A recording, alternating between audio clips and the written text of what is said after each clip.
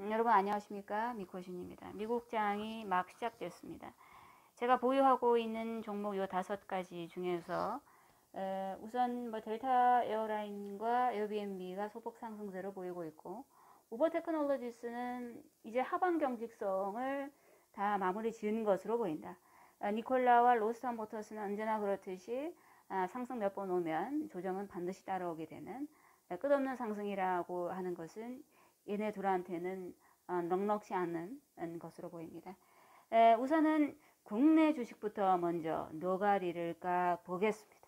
더네이처 홀딩스와 메지온부터 먼저 한번 얘기해 볼까 합니다.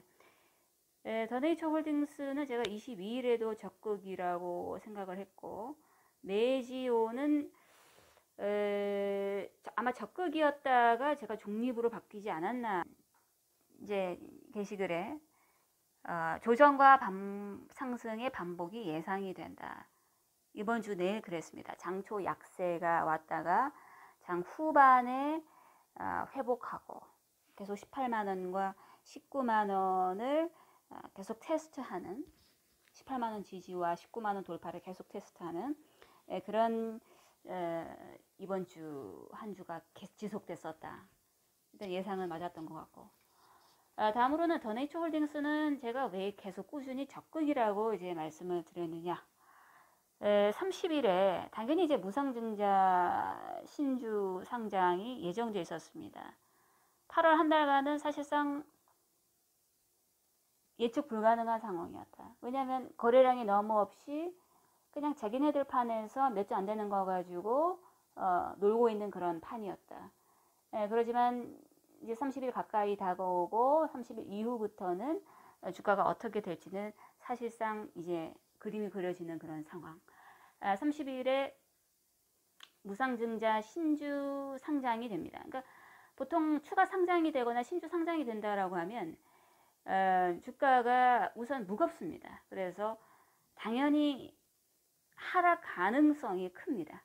하지만 더네이처 홀딩스 같은 경우에는 일시 하락할 가능성이 있다라고 제가 글을 올렸습니다. 포인트는 일시 하락이라고 했습니다. 잘하면 장중 회복할 수도라고 했는데, 어쨌든 선방한 한 주였다. 큰 하락이 없이 선방한 한 주였다. 큰 걸 바랬다면 그건 분석이 틀린 거다. 일시 하락을 하고 추가 하락하지 않는 것으로 만족해야 하는 그런 한 주로서 저는 적극이라고 표현을 했습니다.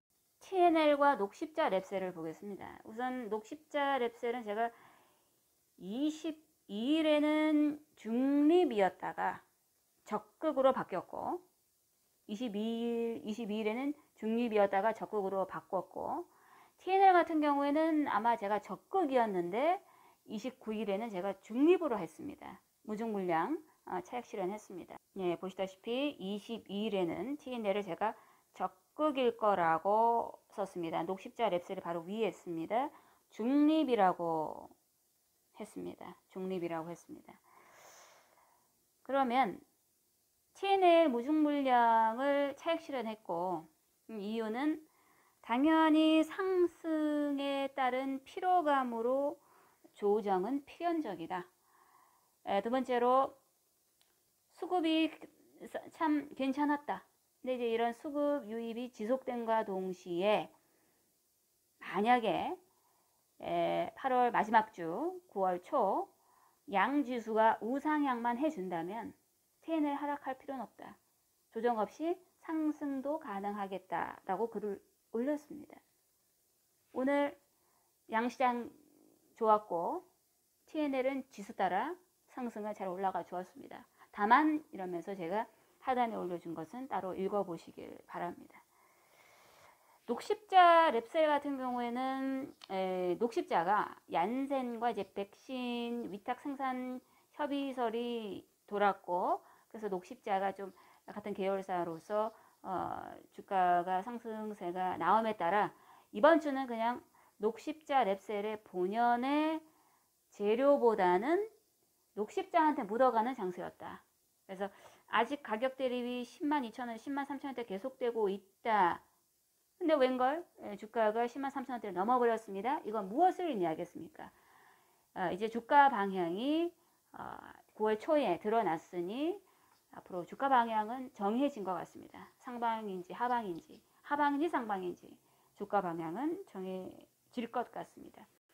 린드만 아시아 같은 경우에는 예, 이건 뭐 얘기할 필요는 없을 것 같고, 자, 미국 주식으로 가보겠습니다. 여러분 이번 주 참 기대 많이 하셨을 겁니다. 그렇지 않습니까?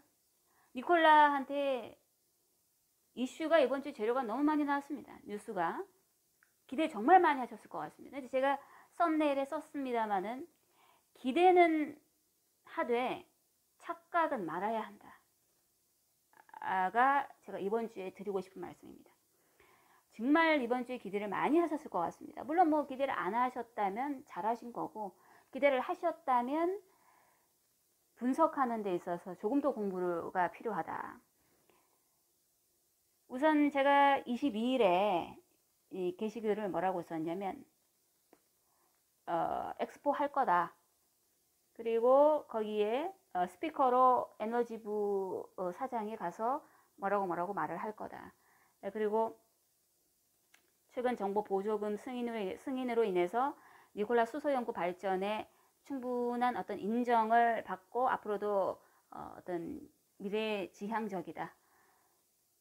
그리고 뭐 수소 생산 능력을 방증한 셈이고, 밀턴 혐의와 니콜라 법인과의 관계를 확실하게 정부 측에서 보조금을 준과 동시에 구분을 해준 거와 똑같다. 그러나 특히 엑스포 관련해서 말씀드리겠습니다. 위 요소들이 주가 상승에 탄력을 줄지는 미지수이나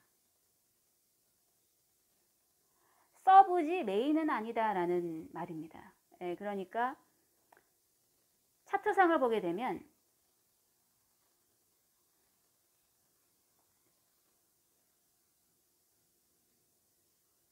차트를 보게 되면 니콜라는 반드시 넘어야 할 선이 있는데 그게 아마 12달러 선일 겁니다. 근데 못 넘었지 않습니까? 못 넘었어요. 일봉조차 못 넘었습니다.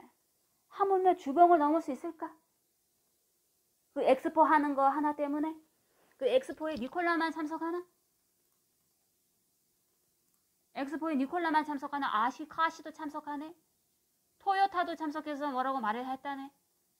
니콜라만 갔나 이거? 많은 회사들이 로스타 모터스는 연사로는 끼지 못했지만 부스에서 자기 차량 광고도 하고 했네. 선택권이 너무 많으면 선택이 쉽지 않다. 니콜라와 관련된 시중의 뉴스와 이슈와 정보가 너무 많습니다. 선택권이 많으면 선택이 쉽지 않아요. 두 번째, 필요한 정보만 가려서 집중 분석하는 능력을 키워야 합니다. 그 방대한 정보 하나하나 일일이 신경 쓰려고 하면 여간 신경 쓰이는 일이 아닐 수 없습니다. 그 하나하나 조금 있다가는 밀턴이 오늘 아침에 뭘 처먹었는지까지 우리가 다 분석해야 될 판입니다. 그럴 필요는 없죠. 필요한 정보라는 것은 시장에서 투자자들에게 혼란과 잘못된 환상을 주는 방대한 정보들 속에서 다른 거 아니고 회사에 이득된다? 회사의 이득은 회사의 이득인 거지.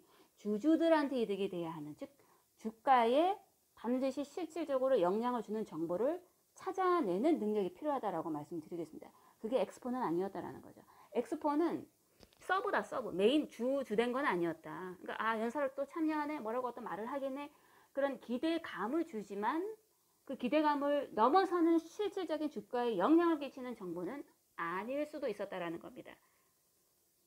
보통 장기 투자하시는 분들의 성향은 두 가지입니다. 그냥 묻고 더블로 가겠지 하면서 뒤도 돌아보지 않는 것. 한 번도 어떤 자신의 보유하고 있는 종목이 뚜껑 열고 자세하게 쳐다보지 않는 것. 두 번째로는 너무 하나하나 일일이 신경 쓰는 것. 이 두 개가 적절한 조합이 되어야 한다. 모두에게 주어진 정보를 분석하는 정말 쉬운 작업이 아닙니다.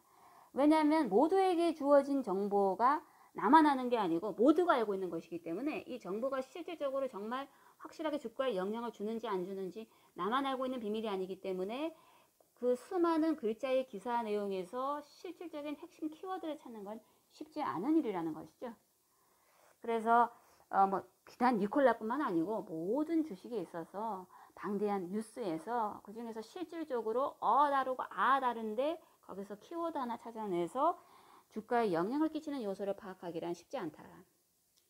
그렇기 때문에 세세한 뉴스까지 찾아서 이게 뭐지? 이건 니콜라한테 어떻게 되는 거지를 분석한다면 정말 이건 골아프다. 하지만 제대로 된 공부를 하는 것은 좋다. 걸러낼 건 걸러내고 찝어낼 건 찝어내고 이번 주 니콜라의 상승 원인이 요 네 가지가 있었습니다.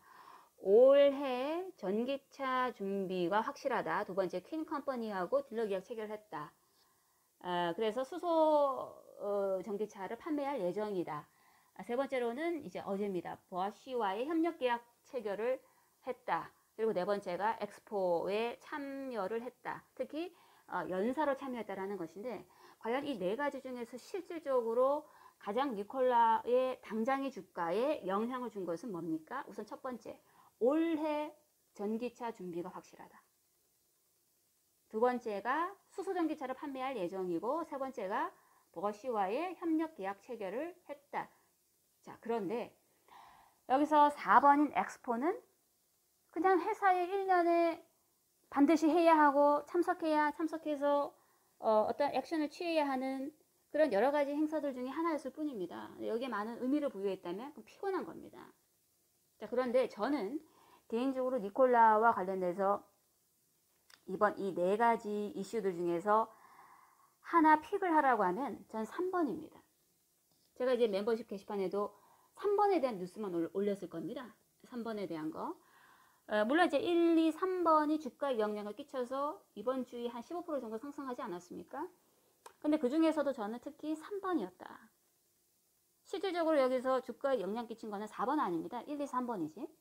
여기서 나는 개인적으로 뭐냐? 3번이다. 그럼 3번이 왜 그렇게 그 핵심이다고 생각을 하냐면 작년 12월경에 GM이 파토내고 버시도 이 니콜라에 대한 지분을 축소한 기사가 있었습니다. 기억나실지 모르겠습니다. 그랬던 보시인데 전력 모듈을 공급받는다. 그럼 다른 거 뭐 그냥 일반 전기차에 해당하는 거 아니. 수소 연료 세미 트럭인 니콜라 트레. 그냥 트레 말고 그 수소차 트레. 그거.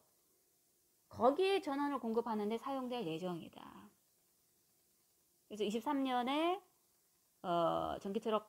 수소 전기트럭 생산과 함께 연료전지 발전 모듈 조립이 시작되며 블라블라블라블라. 딴 거 필요 없고 요거. 왜 하필이면 다른 협력사 아니다. 버시가 원래 니콜라 나가게 시켰는데 지분 절반 축소했는데 다시 니콜라랑 손잡았다. 저는 이게 핵심이다라고 생각합니다. 물론 버시가 그때 지분은 축소하지만 협력 관계는 이어간다라고 했습니다만은 한동안 말이 없었지 않습니까? 다음은 로스타운 모터스를 보겠습니다. 로스타운 모터스 같은 경우에는 그 CEO 임명을 이제 했고 CEO 임명이 여러 경로로 봤을 때는 이제 재무투자처 확보 가능성이 물망에 올랐다. 로스타운 모터스도 엑스포에 참석했습니다. 하지만 연사로는 하지 않고 저기 부스의 안에서 차량을 홍보하는 그런 작업을 한 걸로 알고 있습니다. 제가 로스타운 모터스를 8월 초에도 이렇게 글을 올렸습니다. 8월 봉이 양봉으로 끝나거나 십자 도지로 마무리된다면 진바닥이 형성되고 있다. 그리고 8월 29일에도 남은 31일 양일간 8월 봉을 어떻게 마무리할지는 모르겠지만 양봉으로 될지 십자 도지로 마무리할지는 모르겠지만 음봉만 아니어도 된다. 라고 글을 썼습니다. 자, 일단 원하는 대로 월봉이 십자 도지 굵은 십자 도지보다는 조금 굵은 양봉으로 끝났습니다. 자, 이게 주가에 끼치는 영향이란 여기까지 하겠습니다.